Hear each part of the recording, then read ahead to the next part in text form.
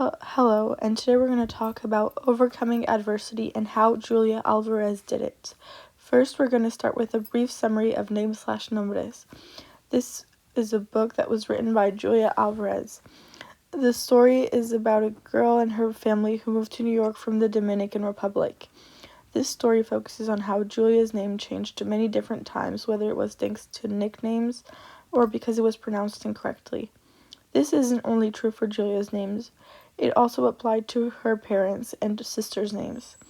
The story takes us from families moved to New York all the way to Julia's graduation. Now I'm going to talk a little bit more about this book. I chose this book because the main character, Julia, comes from the Dominican Republic. I've always been interested in South America and its culture, so I thought this book could provide more insight. This book showcases a character versus self and society conflict.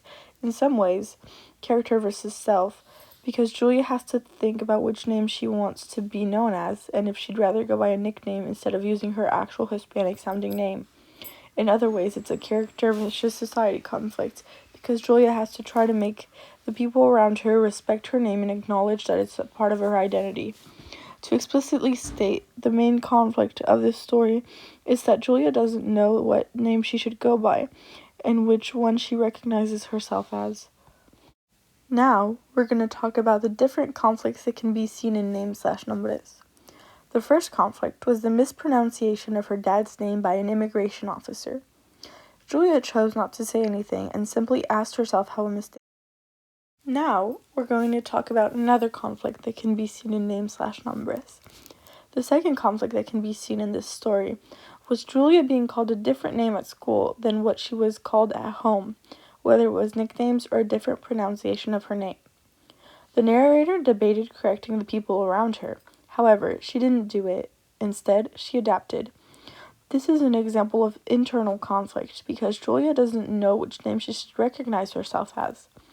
This shows that the narrator is very capable to adapt and get used to the new things around her, which is what we can see on the picture on the right-hand side of the. Finally, the last conflict seen in the story is her classmates asking her where she was from.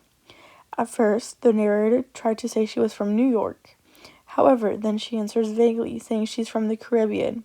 When her classmates ask for more details, she explains in a way she thinks her classmates will understand.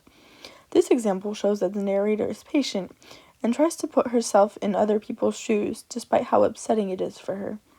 On the right-hand side of the screen, you can see the Caribbean, and under it, you can see a picture of the Statue of Liberty representing New York. Now, you'll see the sources I used to make this video. Thank you for listening.